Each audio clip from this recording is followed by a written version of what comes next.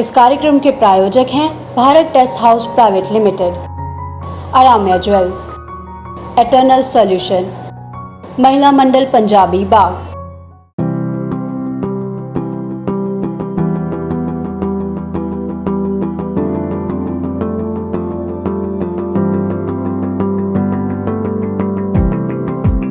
नमस्कार, आप देख रहे हैं MMPV आवाज़ का खास कार्यक्रम टॉप मेंटर और मैं हूं आपके साथ मानसी।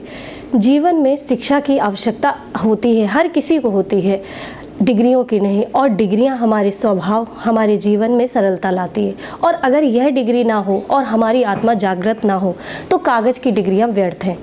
यह मुंशी प्रेमचंद की यह रचना हमारे आज के मेहमान पर बिल्कुल सटीक बैठती है। हमारे साथ है सेंट फोलवेल स्कूल के चेयरमैन संजय त्यागी जी, जो कि एक बहुत ही प्रतिष्ठित बिजनेसमैन है। तो आइए बात करते हैं, मुलाकात कराते हैं आपकी उनसे। सर, सबसे पहले बहुत बहुत स्वागत है आपका। सर, सबसे पहले मैं ये जानना चाहूँगी कि आपकी शुरुआत कैसे हुई, अब तक के सफ़र के बारे में जानना चाहूँगी सर। मैंने अपनी ग्रेजुएशन 92 में की थी दिल्ली यूनिवर्सिटी से, BCom।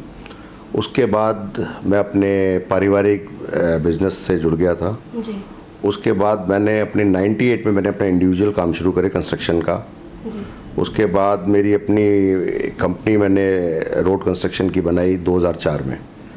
तो 2004 में मेरी कंस्ट्रक्शन कंपनी शुरू हुई। उसके बाद आज 2021 में तकरीबन हमारे पास 1000 करोड़ रुपए के काम चल रहे हैं उस कंपनी में, नेशनल हाईवे, स्टेट PWD और काफ़ी। बीच में हमने इसमें अपना स्कूल में सोशल रिस्पॉन्सिबिलिटी के तहत स्कूल भी करा, एक हमने हॉस्पिटल बनाया, वो भी चला रहे हैं जी। सर, आप शिक्षा जगत से काफ़ी समय से जुड़े हैं, तो उस पर आपका क्या कहना है? देखिए, मेरा मानना ये है कि देश की तरक्की और जो आपकी समाज जो बढ़ता है उसमें एक बहुत बड़ा रीज़न होता है अपनी एजुकेशन। अगर एजुकेशन होगी ना तो बहुत आसान रास्ता होता है अपने देश को आगे बढ़ाना, अपने समाज को आगे बढ़ाना। तो यही सोच थी मेरी, जिसके कारण हम स्कूल में आए। और हमारा यही रहा है कि जितनी एजुकेशन, जितना हम लोगों को जागरूक कर सकें बच्चों को पढ़ाने में, उसके लिए अपने स्कूल में आए। और अब ये आप कर ही रहे हैं जो काम। जी। सर, हमने सुना है कि आप जिस काम को करने के लिए ठान लेते हैं तो उस काम को करके ही रहते हैं, तो आपके दृढ़ संकल्प का राज जानना चाहेंगे।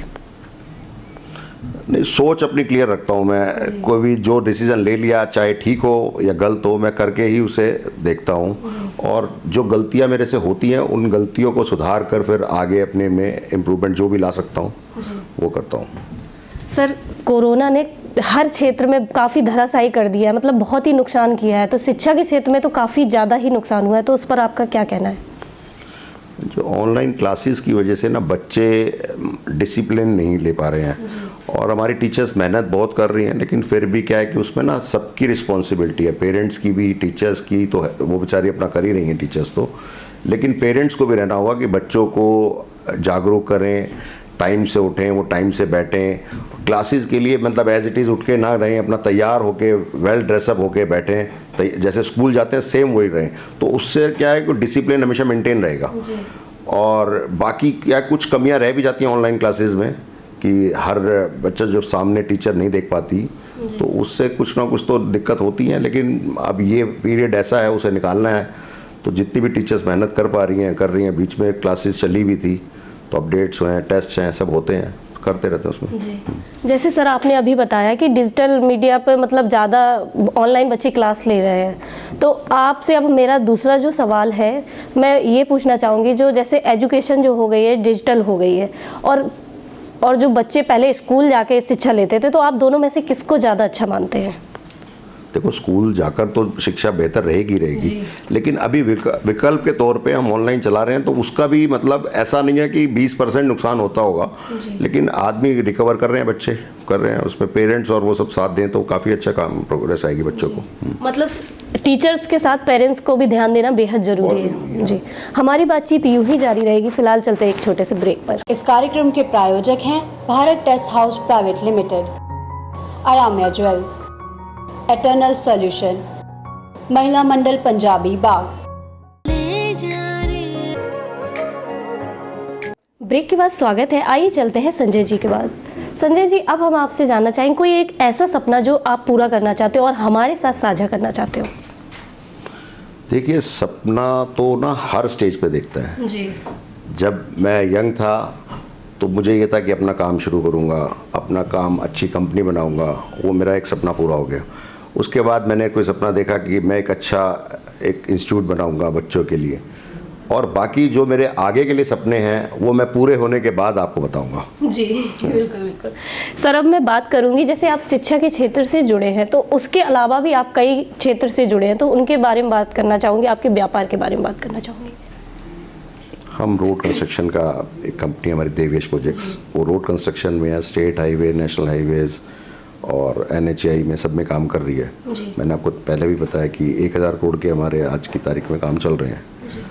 उसके अलावा हम माइनिंग क्षेत्र में हैं, माइनिंग कर रहे हैं, और बाकी एक हम अभी रिसेंट हम एक रिजॉर्ट की प्लानिंग कर रहे हैं, एक रिजॉर्ट बनाने की। वो जल्द मेरे ख्याल से 7-1.5 साल में आपको इन्फॉर्मेशन देंगे। सर कहते हैं एक सफल पुरुष के पीछे एक स्त्री का हाथ होता है, तो आपकी धर्मपत्नी के बारे में जानना चाहेंगे कि आपके सफल इस सफ़र के पीछे किसका हाथ है, और आपके परिवार के बारे में जानना चाहेंगे। ये ना जब स्टार्टिंग करते हैं ना आदमी किसी भी काम के लिए, तो उसमें ना एक बहुत टाइम देना पड़ता है। तो ऐसा भी टाइम था एक, जब मेरा बेटा हुआ तो मैं खुद घर पे मौजूद नहीं था, और हफ्ता 10-10 दिन बाहर रहते थे हम, साइट जब शुरू होती थी। तो उसमें मतलब कभी भी मुझे मेरी वाइफ से अड़चन नहीं आई कि आप घर रहो, काम देखो। तो मैं हमेशा बाहर रहता था, वो घर पे संभालती थी।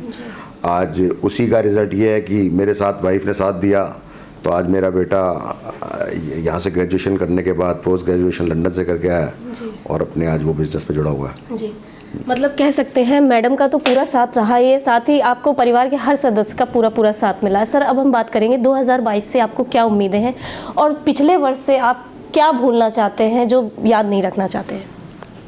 सबसे पहले तो मैं ये कहना चाहूँगा कि हम भगवान से ये कामना करते हैं कि ये जो कोरोना पीरियड है ये ख़त्म हो जाए, 2022 में सब स्वस्थ रहें, सब ठीक रहें।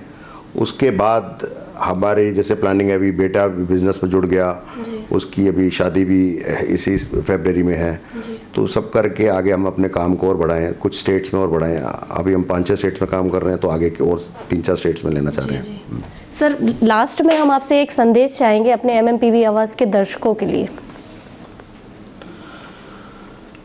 मैं यही कहना चाहूँगा कि सब लोगों से कि जो भी आप काम कर रहे हैं उसमें अपना पूरे डेडिकेशन के साथ, अपने पूरे मन के साथ काम करें। अगर आप उस काम में आपका मन नहीं तो वो काम मत करें। जो भी काम करें पूरी डेडिकेशन मन से, तबीयत आपका उस काम में पूरा डेडिकेशन अपना होना चाहिए, और बाकी किसी के साथ भी मतलब गलत ना करें।